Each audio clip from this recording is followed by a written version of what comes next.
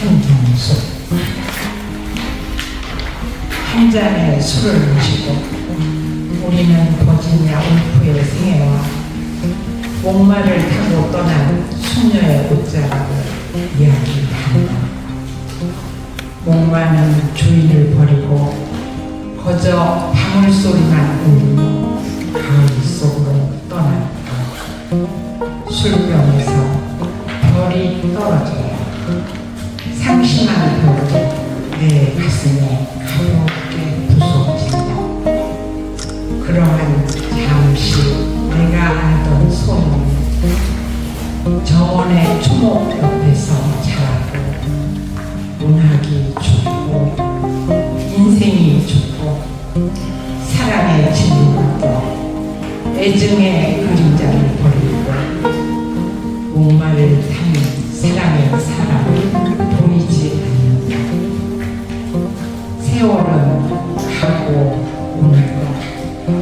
한때는 고립을 피하여 시들어가고 이제 우리는 작별하여야 한다. 술병이 바람에 쓰러지는 소리를 들으며 늙은 여조 작가의 눈을 바라다 보아야 한다. 근데 불이 보이지 않아도 그저 간직한 페시미즘의 미래를 위하여 우리는 처량한 공화 속을 기억하여야 한다. 모든 것이 떠나든 죽든 그저 가슴에 남은 희미한 의식을 붙잡고 우리는 버지니아 울프의 서러운 이야기를 들어야 한다. 두 개의 바위틈을 지나 청춘을 찾는 뱀과 같이 눈을 뜨고 한 잔의 술을 마셔야 한다.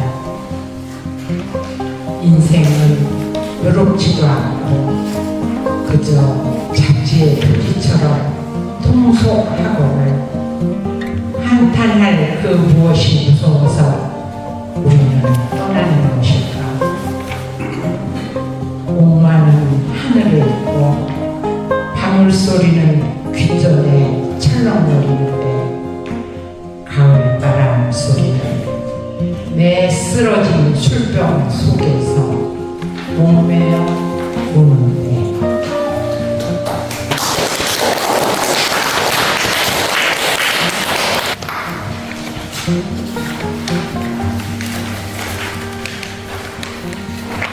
한순간의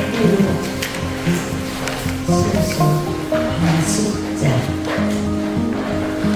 한 나무에 한 그루의 나무가 자라는 것은 소리 없는 뿌리에 아수라가 아닌 아우성.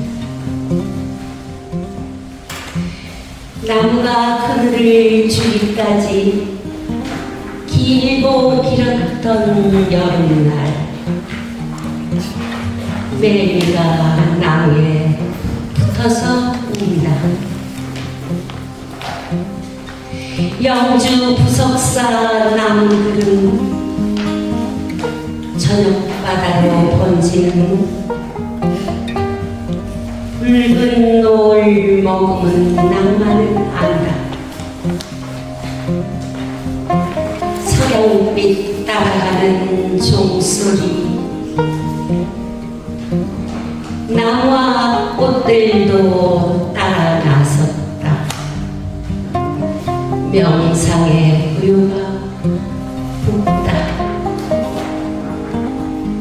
솟아오르고 떨구는 붉은빛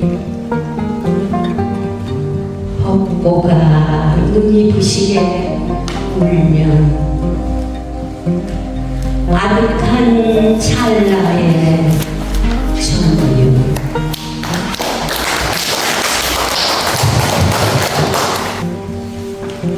거짓 김중자 황새나무 거리라 불리던 있고 아름드리 나무가 황새 가족 높은 자리를 이루던 곳, 깨끗하고 넓은 기아집에 살며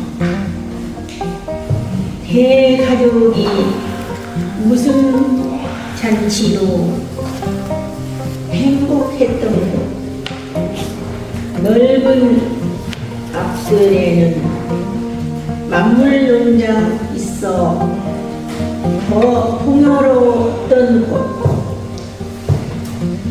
처마 밑에 빨랑 노랑 하얀 채소가 언제나 화사하게 피어나던 곳, 비 오는 날이면 황새나무 아래 불 속에서 내공이 합창 소리 온 마을 흔들던 것, 내적 그 집이 그립다. 그대로 돌아가 보고 싶다.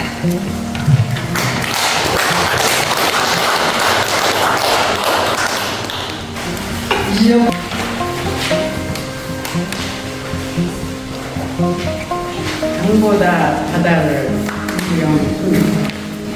왜 서울에는 한강만 보일까?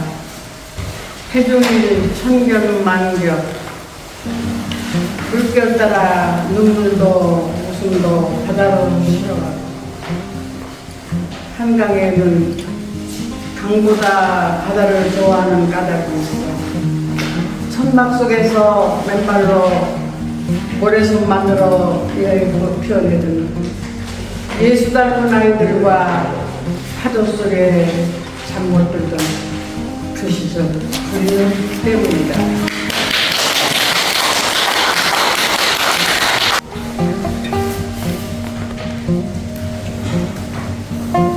동부는 조선왕조 문을 연 이성계 장군묘 찾아가는 날, 복염은 저 산 넘어 사라지고 해맑은 10월 바람에 발걸음이 앞선다. 빛나는 유네스코에 이름 올린 깃발이 아름드리 소나무 그늘 사이 갈걸음에 휘날리고 있다. 정은 고려왕조 장제이고 500년 조선왕조 이 땅에 세워져 떠오르는 대유명나라 시절 주원장과 힘겨루기 하며 난도에 불어오던 바람 장제원이 여기 잠들어 있다. 자신의 이론대로 한경도에서 떠온 고향의 억새를 불러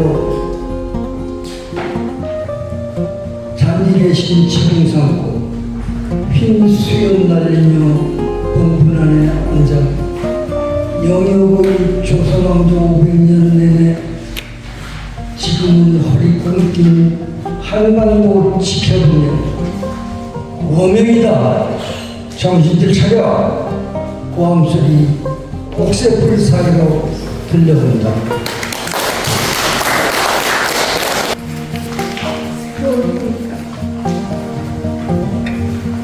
세월이 가면 당장 낭송 이순이 지금 그 사람 이름은 잊었지만 그 눈동자 입술은 내 가슴에 있네.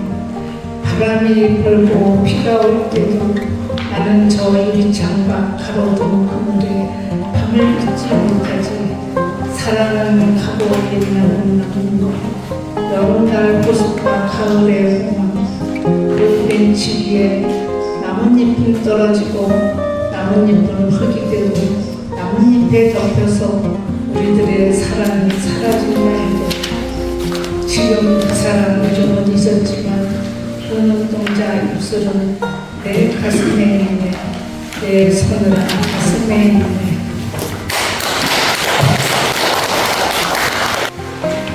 달동네 골목길 이희망 너와 내가 오르막내리나 오가며 가슴이 막히는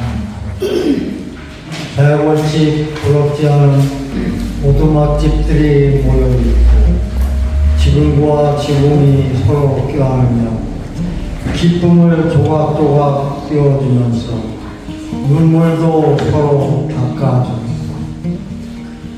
운명의 복잡한 그물망에서 벗어나 단순한 삶을 살아가는 것.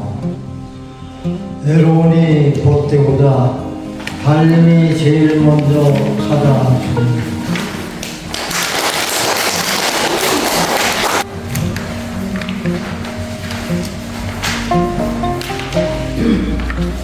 노노간경 강명신 이른이 다 되어가는 나에게 아기가 된 엄마의 몸을 씻긴다. 내가 아기였을 때 벗기고 씻기고 입히며 이렇게 돌보아 주셨구나. 엄마의 눈가에 맺히는 방울 애써 못 본 채 하며 다도 재우는 나.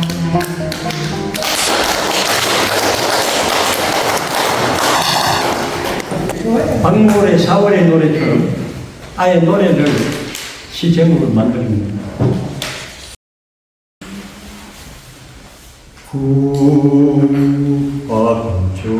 구반절인 겨울들어에 정열는 어렵게 무서리네요. 너를 부른 기록에는 운명을 날아간다. 아이는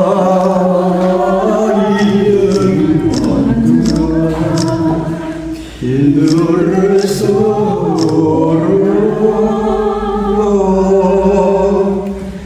고용길 눈 속에서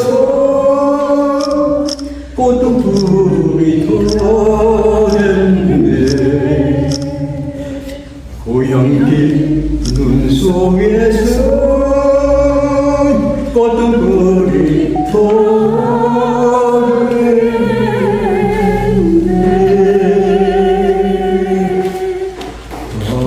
아이가 노래하는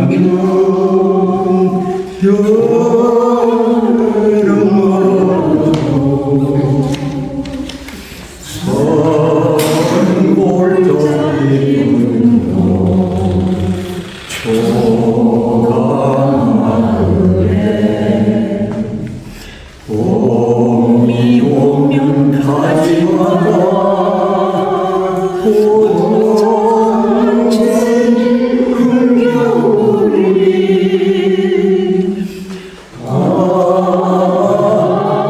이제 손 모아 눈을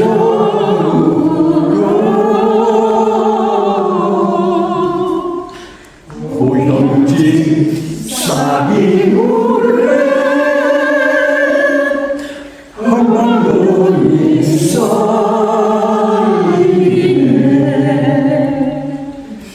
고향집 쌀이 노래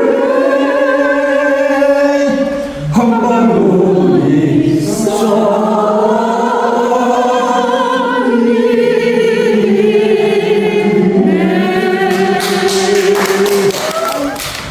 배 밖에 가니 신순동 이놈의 여자가 간이 배 밖에 나왔나. 가슴을 치며 내가 누구야, 내가 뭐하는 사람이야, 모기만 하는 소리로 책 만드는 사람이지. 나한테 말 한마디 없이 더 이상 말이 없었다. 시를 만난 것은 부처님 뜻일까 예수님 뜻일까 나는 6년을 시의 노예로 살아왔다. 매미가 긴 세월 허물을 벗고 여름을 목 놓아 노래하듯이 나 또한 구속의 세월 벗어나 비상의 날개 달고 영의 세계를 목 놓아 노래하니 링컨이 노예를 해방시켰듯이 나는 스스로 노예의 시간을 부수고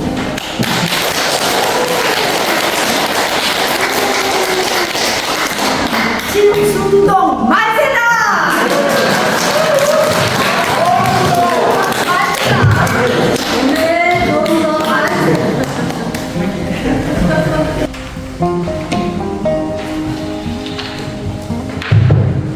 비오리의 아침 박병수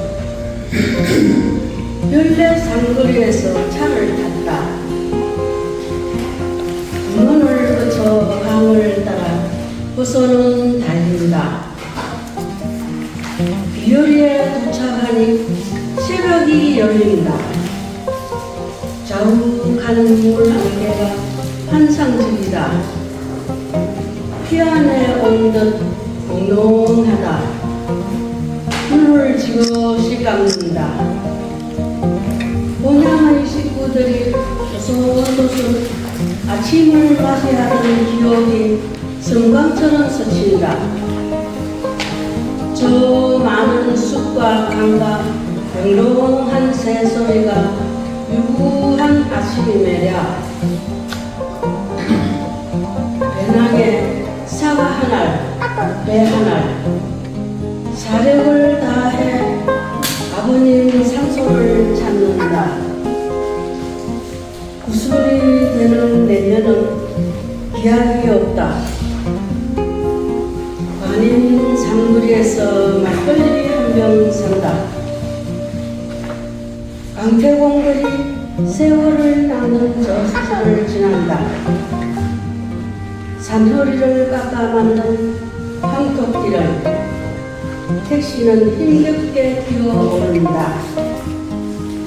피난길, 운명하신 냉정리 아버지의 그 집이 저 너머에 있음에 청년의 이름으로 마음으로 데려간다.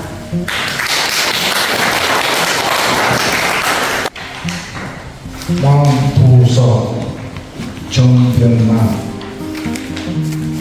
언제 오시나요? 기다릴게요. 달림은 가고 별마저 잠이 들어도 혼자서 날마다 기다릴게요. 눈을 뜨면 바라보고 눈을 감으면 느껴볼래요. 바라볼 수 없다면 차라리 눈을 감고 들을 수 없다면 차라리 귀를 닫을게요. 구름 속으로 당신이 보이고 바람결에 당신의 숨소리가 들려오네요. 당신을 볼 수 없다면, 당신을 만날 수 없다면 차라리 도움되어 기다릴게요. 감사합니다.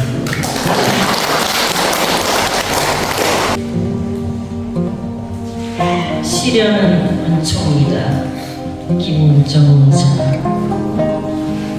먹구름 속을 헤쳐나온 태양이 강렬하듯이 숨 막히는 고난의 늪 속에서 오적일 때 혼자만의 절망으로 적막한 숲에 갇힌 듯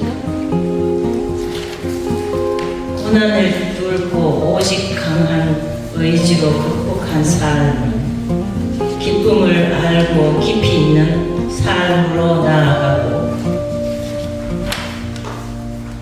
시련을 통해 얻은 지혜로 성장하는 삶으로 성숙되고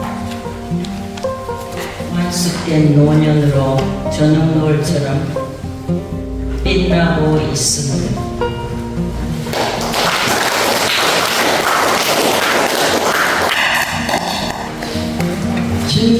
생명 숲길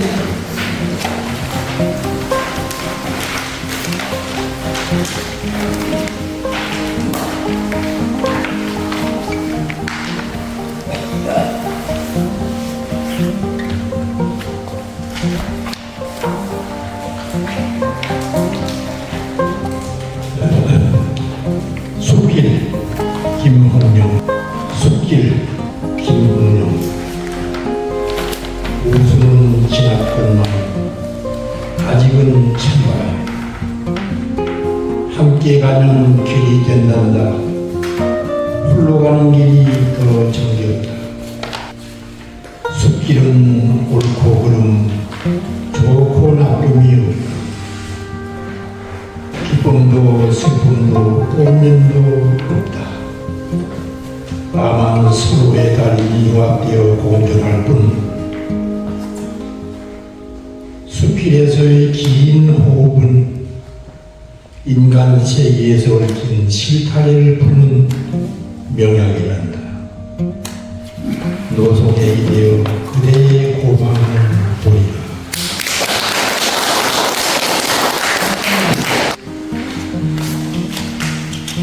오늘은 오랜만에 보고 싶은 영감을 보러 가는 날.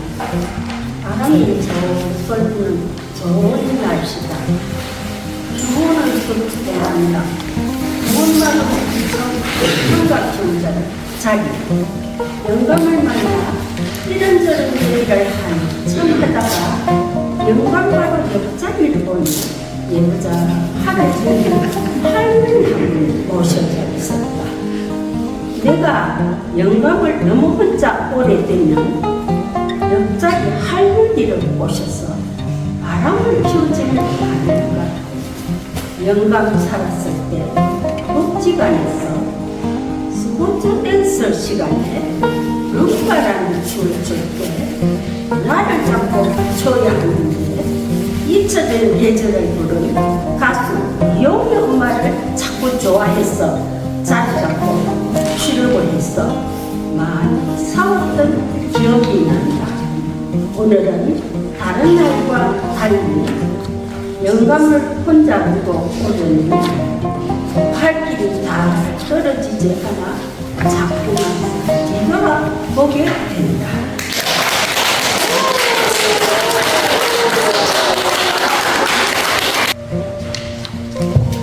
단지의 미학 김정호. 입술처럼 가로로 열린 틈새, 한낱 단추가 드나드는 작은 구멍일 뿐이란 생각. 앞서 짝꿍 단추와 입맞춤하고 갈 때까지 숙성시킨 시간. 잠그면 들숨, 열리면 날숨으로 자리배긴 숨구멍임을 알 수 있다.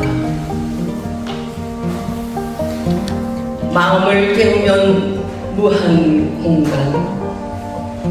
너의 조그만 영토는 눈으로만 바라본 내 작은 참. 네 모습에 어리석음 부리고 단추의 미학을 배운다.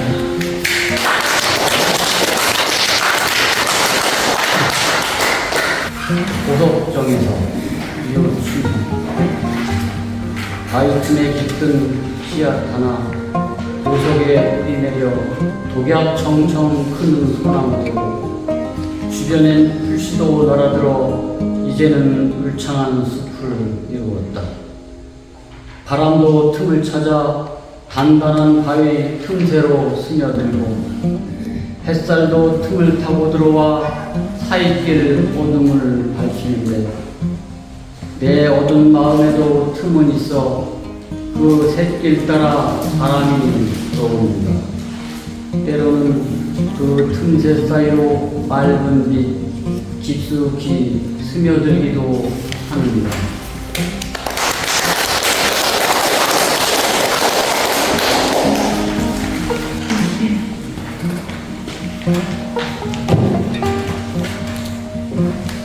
가을꽃 장용준 봄, 여름 다 보내놓고 너는 피우는구나. 서늘한 바람이 불어오야 낯선 손님처럼 멀리서 찾아와 가까이서 피우는구나. 어쩌면 외로울까 무리지어 피고 있구나. 머지않아 겨울 오면 진다는 걸 아는지 모르는지 돌아갈 날짜를 정하지 않은 여행객처럼 한가롭게 너는 피고 있구나. 나에게도 한때 꽃피는 시절이 있었던가. 지금은 기억조차 아득한데 꽃이 피기에 너무 늦은 시간은 없다는 듯 당당히 너는 피고 있구나.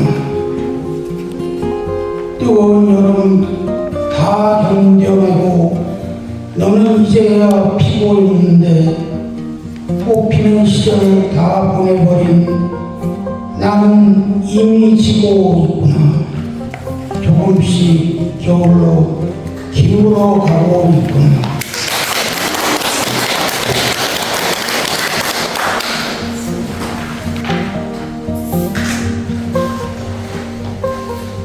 옛집에서 엄마를 만나다 고은지에서 엄마가 돌아가신 지 4년째 되는 날 딸과 사위들이 모이는 시간은 1시간이지만 부모님이 50년 가까이 살던 효자동 집으로 엄마 냄새를 맡으러 간다. 한옥 카페가 된 옛집에는 곱게 익어가고 배롱나무 가지 위에 진 분홍색 등을 몇 개 켜고 조용히 내려다본다. 겨울 때면 늘 꽃이 피고 지던 정원, 뼈다귀 같은 나뭇가지에 살랑살랑 간지럽게 피어나던 목백일홍을 나는 좋아했지. 10월 초라 어쩌면 목백일홍을 볼 수 없으리라 생각했는데 배롱나무 어깨축지에 꽃등 몇 개, 엄마가 날 위해 남겨놓은 것 같다. 한 해 나이가 들며 주변 사람들을 불러본다. 내게 허락된 남은 시간을 엄마처럼 살다 갔으면 언성 한 번도 피지 않고 다른 사람 힘들게 하지 않고 맑은 숲 외자 이름처럼 전진하고 맑게 익어갔으면.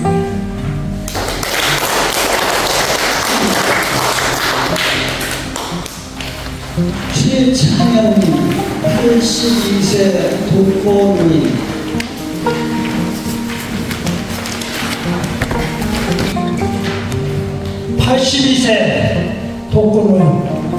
최창현. 나는 언제부턴가 초라하다. 아침이 늦어도 잔소리하는 사람 같고 말할 상대가 없으니 깊은 정로, 무거운 수행하는 절간이다. 더 잘할걸, 더 잘할걸. 나는 힘이 울고 한쪽 날개 떨어진 위기로기 마냥 가슴만 쓸어댄다.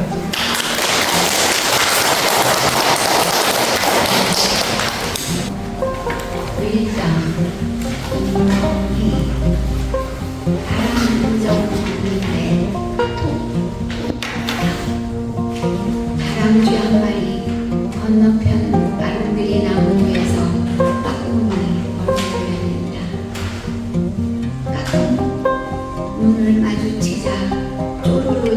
나서 다시 또 고개를 빼고 쳐다본다. 저 귀여운 가만 날 잡아보라는 듯이 어느새 높다란 하늘을 올라 요리조리 넘어가는 사람. 숨바꼭질하는 시선. 난 아직도 수고해.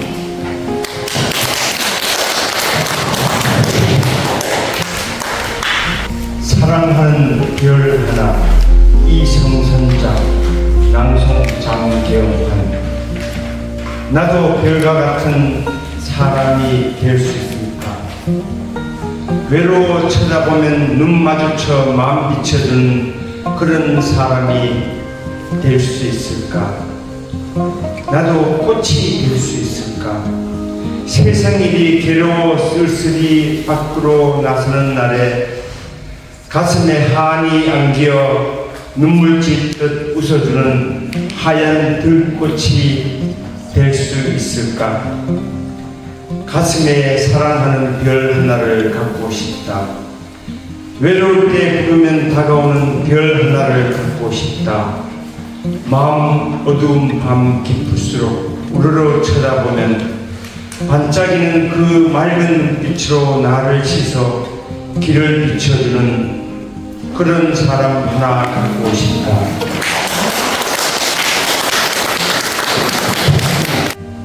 특성과 맺은 약속, 성경, 저녁 노을 고음 서독함, 내 인생의 저물어가는 길도 저리 보고 아름답게 입어가자.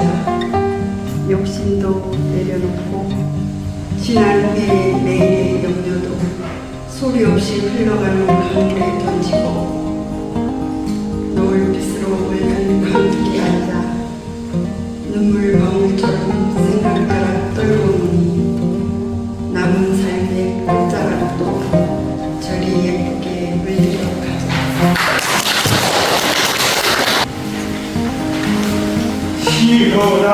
시허당 백글 인혼.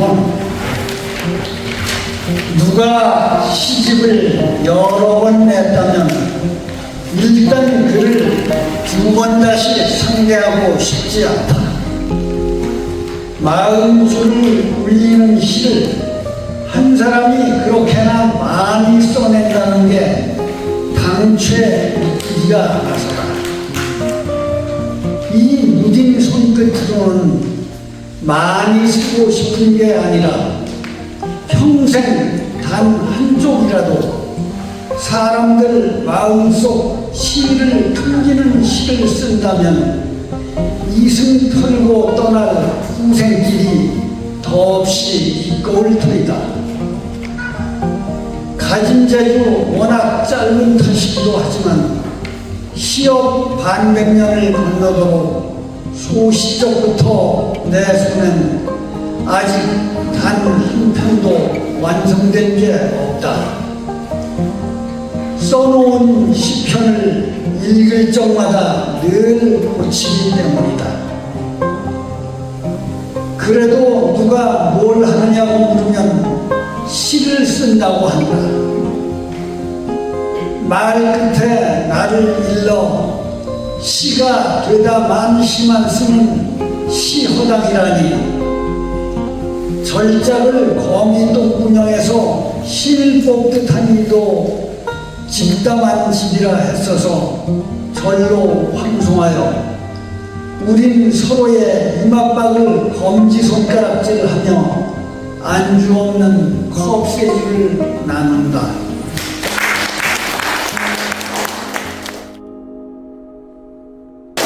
자, 이제 우리 자작시 낭송은 다 끝났고요. 마지막으로 우리 강사 선생님의 총평을 듣고, 그리고 아까 말씀드린 대로 다 이 앞으로 나오셔서 단체 사진 하나 찍는 걸로 오늘 문학지행에 대미를 장식하겠습니다.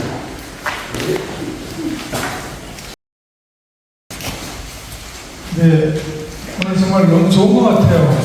제가 평이라고 하니까 없는 것 같고요. 여러분의 이렇게 시 낭송 들으면서 제가 떠올랐는 게, 시편 1편의 말씀이 떠올랐어요. 기독교에도 그 성경이 있고 구약 신약이 있는데 구약에는 시편이라는 게 또 있습니다. 시를 모은 거죠. 제목부터 그냥 시편이에요. 시가 중요하긴 중요한 성경에도 시편이에요 보면. 근데 시편의 그 1절의 말씀이 복 있는 사람입니다. 복 있는 사람은 악인의 길을 쫓지 아니하고 죄인의 길을 서지 아니하고 오만한 자의 자리에 앉지 아니하고 오직 여호와의 율법을 주로 묵상하는 자이다. 이렇게 나오거든요. 네. 근데 이야기를 하는 게 아니고 그 이야기를 하는 게 아니에요. 기독교인 만드는 것도 아닌데. 근데 그 바로 뒤에 나오는 그 구절입니다. 그 뒤에 나오는 구절이 뭐냐면 이는 시냇가에 심은 나무가 철을 따라 열매를 맺으며 그 잎사귀가 영원히 마르지 아니한 것이다. 이 부분이 저는 정말 좋습니다. 그 여러분들의 그 신앙송을 듣고 창작한 거 또 다른 분들의 신앙송 들으면서 이 기절이 떠올랐습니다. 아, 여러분들은 정말 진짜 복된 사람입니다. 나이가 들면서 이 길을 선택하시다니 정말로 복되다. 이런 생각을 했습니다. 복 있는 사람이라서 철을 따라 열매를 맺고 잎사귀가 마르지 않는 그런 삶의 방향을 선택하신 분들이다. 저는 그런 생각이 들었습니다. 너무나 축하드리고요. 그래도 이 자리에 나와서 뭐 한 가지만 이런 저 사람 누구야? 기독교인 있고 이렇게 생각할 수도 있을 것 같아요. 제가 한 가지만 말씀을 드리고 이건 여러분이 낭송하고는 다르고 낭송을 듣고 느끼서 이겁니다. 아, 여러분 정말 복 있는 사람들이다. 아, 거기 같이 있어서 너무 좋구나. 이것이고요. 순수하게 그런 것이고 딱 한 가지 더 말씀드리면 뭐냐면 시에 대한 이야기 짧게 하나 말씀드리겠습니다. 그래도 이야기를 썼으니 더욱 감사님 이걸 일부러 사오셨어요. 필요 없는데 이것을 이렇게 써보고 그래서 시라고 하는 게 뭐냐? 굉장히 많은 정의가 있어요. 그걸 뭐 어떻게 다 하겠습니까? 굉장히 다양한 정의가 있지만 그냥 저는 그 정의를 이야기하려고 한 게 아니고 그냥 시 그겁니다. 한자어 시 있지 않습니까? 아주 대놓고 시가 뭘까요? 한자어 시를 가지고 하거든요. 이건 외교랑 우리말이 아니고 한자어에서 나온 거니까 그럼 시라는 게 무슨 뜻이냐? 그래가지고 풀면 조금 생각이 될 수 있겠죠, 그죠? 말씀 원자가 있습니다. 말씀은 말씀이라는 뜻이죠, 그죠? 말이 아니고 말씀이에요. 말씀. 언이 있고 또 어가 있는데요. 언어랑 같은 말인 것 같긴 한데 어느 정도 가다듬은 말이라고 저는 생각합니다. 언은 그냥 자연스럽게 하는 걸 언어다. 국어, 영어 이럴 때 그냥 입말이죠. 입말을 하면 어고 언은 좀 가다듬은 말이라고 할 수 있겠습니다. 똑같이 말은 말인데 말이죠. 그러면 이제 오른쪽이 이것이 관건이겠죠. 네. 오른쪽이 이 한자가 관건이겠죠. 그죠? 그래서 보통 사람들은 다 이걸 어떻게 푸냐면 산자다. 절산자니까 그죠? 아시죠? 절산자. 그러니까 절산자니까 절가는 되게 조용하고 고요하고 좀 평화로운 곳이니까 그런 어떤 절간과 같은 말, 평화로운 언어 이런 것일 것이다 하고 푸는 것들을 봤습니다. 그런데 그것은 틀렸다기보다는 조금 말고 좀 깊이가 있다. 저는 그렇게 생각합니다. 절간의 말은 좋아요. 절간의 말처럼 고요하고 평온한 언어다 하는 것은 틀렸다고까지는 할 수 없지만 이것을 조금 더 깊이 들어가 본다면 이 절이라고 하는 것이 사실은 절산자가 옛날에는 관청으로 나타서 쓰였다는 것을 알 수가 있습니다. 이거 찾아보면 알 수가 있거든요. 관청이 나타서 놀랍죠, 그죠? 산자가 관청이 뜻이 있다고? 사실 공자님께서 그 시경에 있는 시경이라는 말 들어보셨죠? 그죠? 시경에 있는 시 300편 정도 된다는 저 밝지 않았습니다.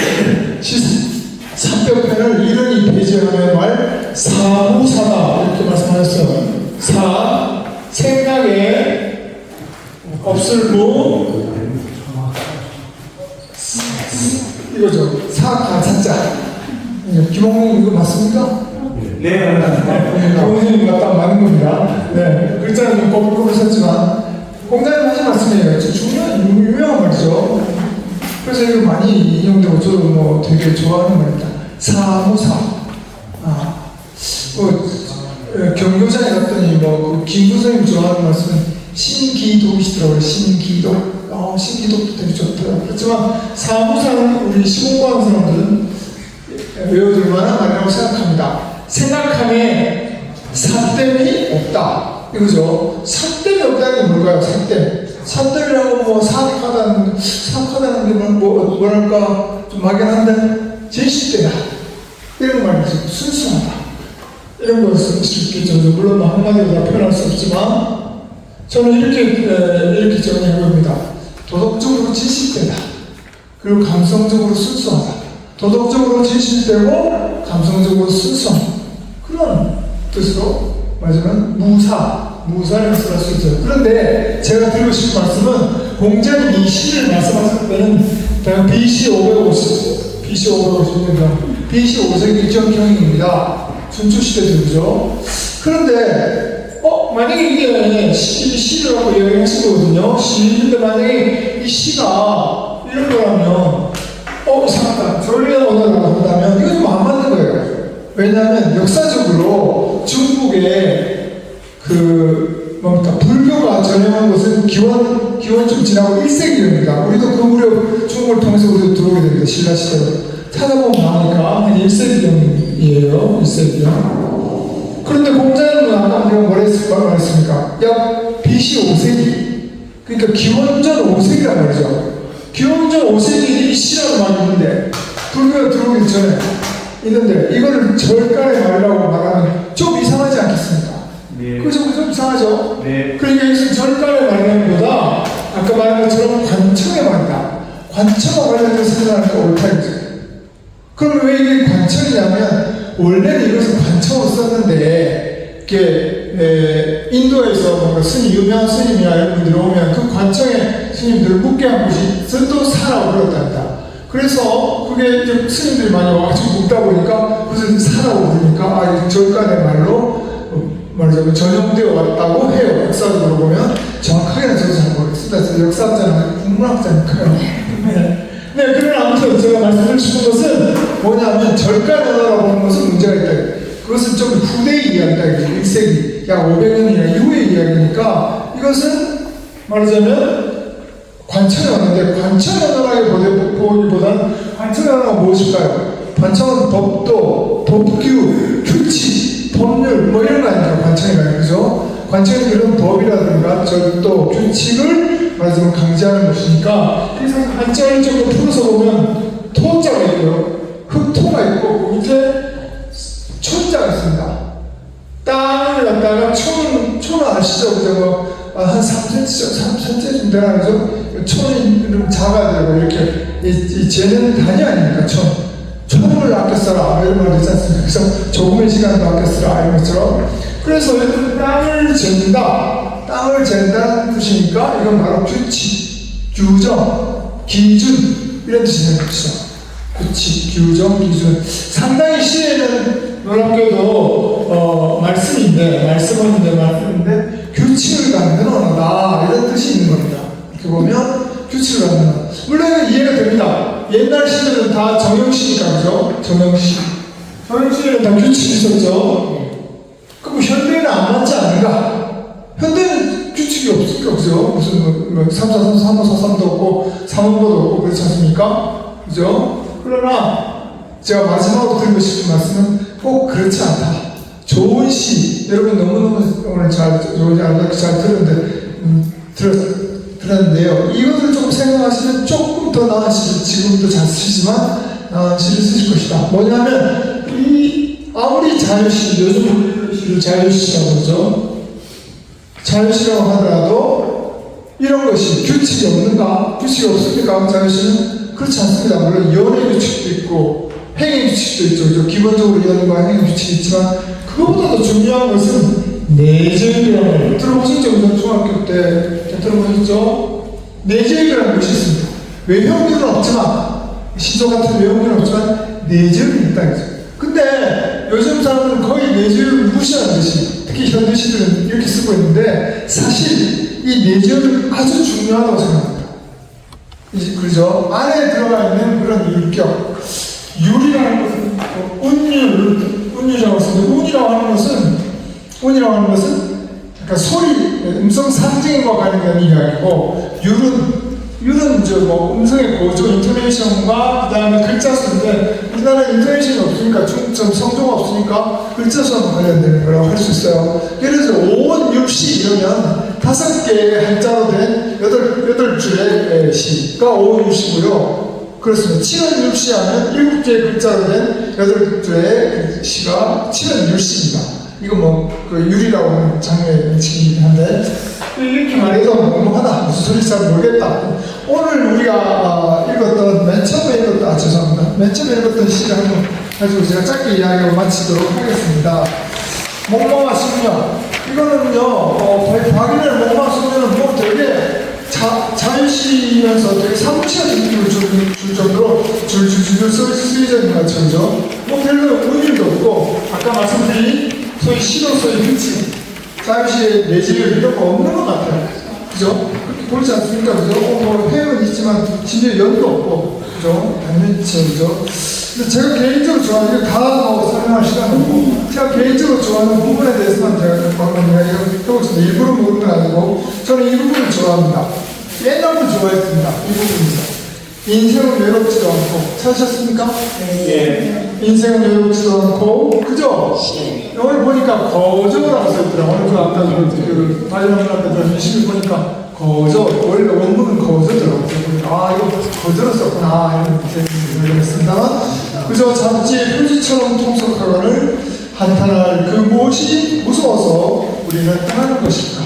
이 부분만 갖고 제가 짧게 설명하고 이제 말을 마치도록 하겠습니다. 무엇을 말하려고 하느냐면 얼핏 보기에는 그냥 쑥쑥 써내려가는 것이에도 우리가 운율이 있을 때 뭔가 계속 마음에 와닿고 마음에서 계속 소용돌이 치면서 마음이 오래오래 남는다. 여러분도 글을 쓸 때 그런 점들을 유의해주면 더욱 좋겠다는 겁니다.